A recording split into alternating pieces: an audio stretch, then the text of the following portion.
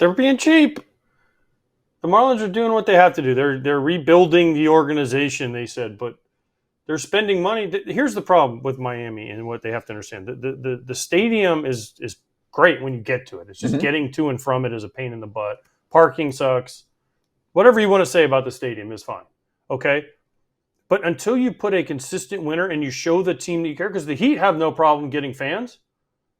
The Panthers have no problem packing that place every game. They won the Stanley Cup last year. They didn't always pack the place, but what was the key difference? What changed? They started spending money and getting players. Done. Right? The Marlins have, every time the Marlins get players and they've won, they've traded them away. 97 to 98, 2003 to 2004. The Stanton era, they traded everyone The Stanton away. era, they needed some more pieces. They weren't going to win, but they could have added some pieces and been closer. Right. So the Stanton era was another The Jose Fernandez tragedy hurt big time. But every time they traded Stanton, they traded Yelich, they traded Ozuna, they traded Real Muto, they traded D. Gordon, they traded all these guys. 2 years ago, they made the playoffs. And then they didn't do anything. They sold off their team again. That's kind of my point. They told the manager he's not coming back after they made the playoffs the year before. Right? They surprised everybody. And what was it? The COVID year, they made the playoffs. Didn't do anything. Right? So there's been nucleuses there, but if you never connect with your city and you never connect with your fans and they're always just waiting. Talk to any Marlins fan, they're like, I like going to the games, but I know they're going to suck, and I know if they get good, they're going to get rid of the team. Until you find somebody that can go in there and figure out how to have a consistent winner, people aren't going to connect because people love the Heat games because why? It's Spoelstra, Pat Riley. They get to the playoffs every year. They usually are pretty good. Mm-hmm. Now, they got crushed last night by the Cavs. It was by 55 or something. 55. But it happens. Yeah. Right? But the Panthers are good. They pack it. Just put a good Listen, here's the ultimate thing I'll say. Okay. Tampa Bay Lightning. Okay? Florida is growing in hockey, but it's not – I wasn't raised on hockey. We didn't even know what hockey was, really. Lightning win a couple Stanley Cups, and they're consistently good. You can't get a ticket to the Lightning games. Now, 10 years ago, yeah, you could go. But now, because they're good all the time, people want to go. Orlando Magic in Orlando. When they're decent and they're pretty good right now, I mean, they're going to lose to the Celtics, but they're pretty good. People want to go to the games. For years, they sucked. Nobody wanted to go. Why am I going to waste my money on a team that's going to lose?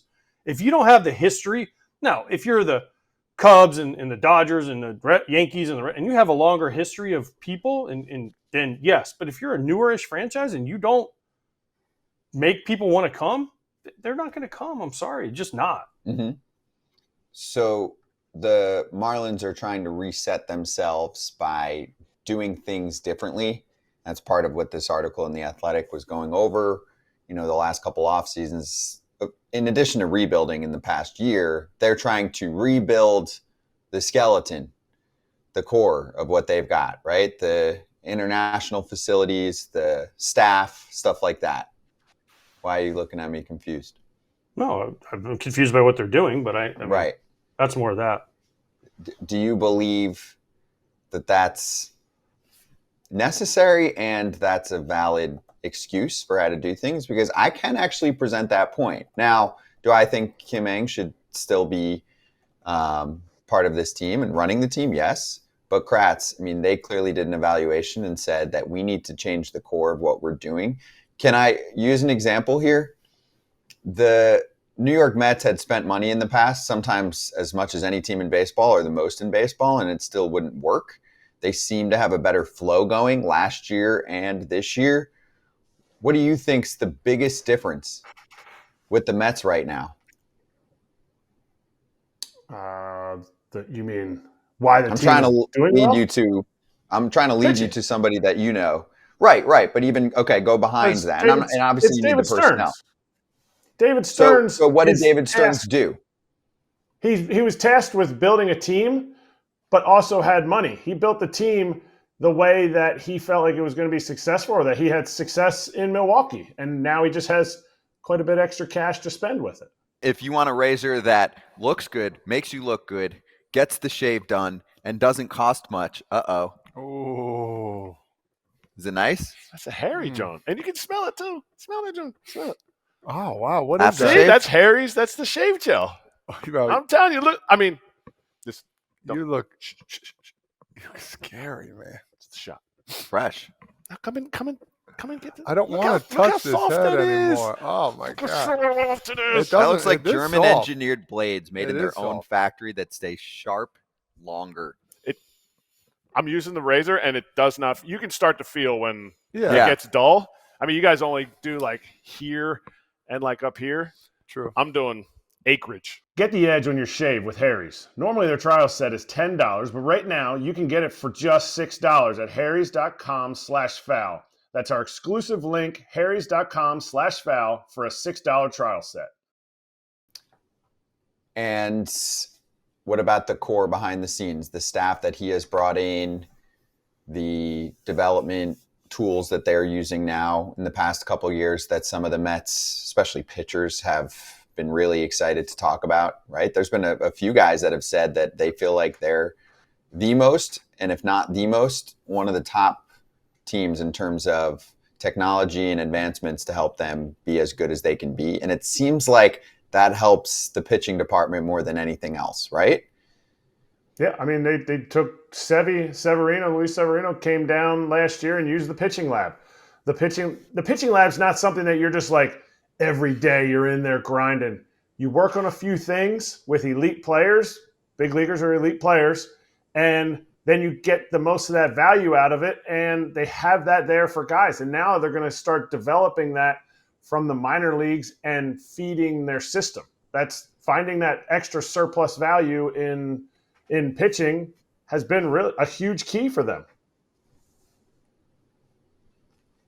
They have to. If they're not going to spend money, you have to be perfect and on the margins. And that's the teams. Every team we talk about that isn't, $400 million payroll is like, we got to win in the margins. We got to win the margins. Well, how do you find the margins?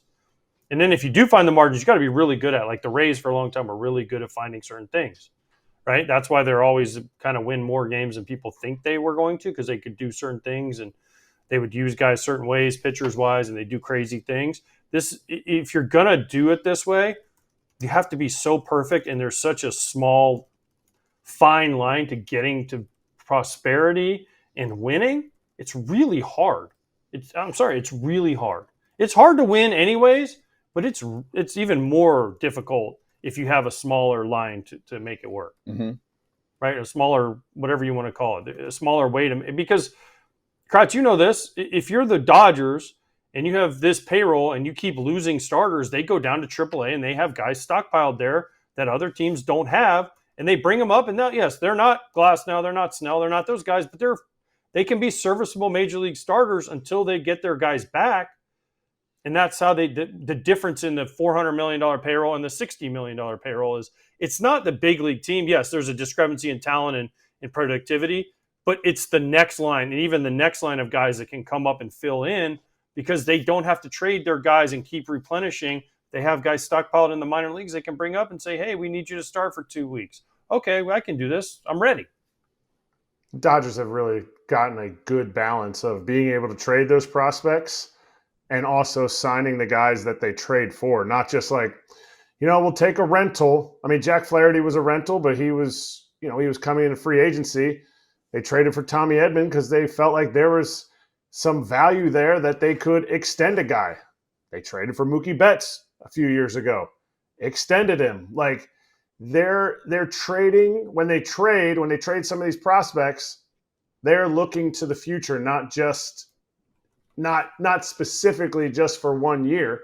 And for the Marlins to be able to keep up with this, yes, you said they have to be perfect, but they also have to be open to try things that are going to look like it's kind of weird, because the Rays did a lot of that stuff and they found success in it.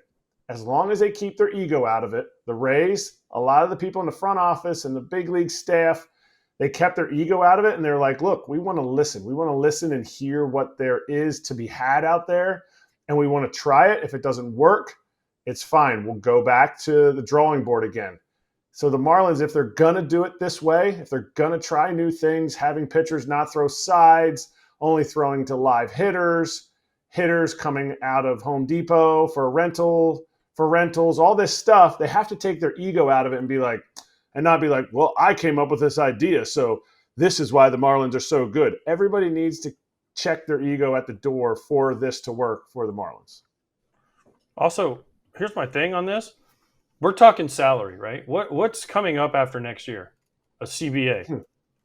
What do the owners want? Salary cap. A salary cap. So what are they going to keep hammering all the time? Oh, look at this team, and we can't afford to do that. And we need a cap, so this team has to spend less. And then we might be able to compete. But when we had Andrew Miller on, what do you say? The NFL is not perfect. They still have labor disputes. NBA is not perfect. They have a cap. They still have labor disputes. It's all bargaining. It's all bargaining. I appreciate we're going to talk to Andy here in a minute about it. But, of course, the Marlins are going to be like, oh, we're so poor. Oh, we're so poor. We can't afford to play in the same league. They've won 2 World Series. It's been a minute. But that's more than the Mariners, Padres, Nationals, Brewers. Keep going. There's more. Cleveland White hasn't won Sox in a my long lifetime. time. When has Cubs Cleveland in my won? lifetime. Cleveland hasn't won a World Cleveland in Series. my lifetime. Guardians.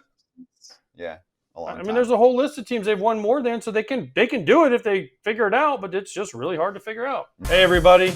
Be sure to like and subscribe for more content. We're back here every weekday, all year long, so do not miss an episode. The videos are coming in all day. Here's another video you might enjoy. Baseball the way it should be covered.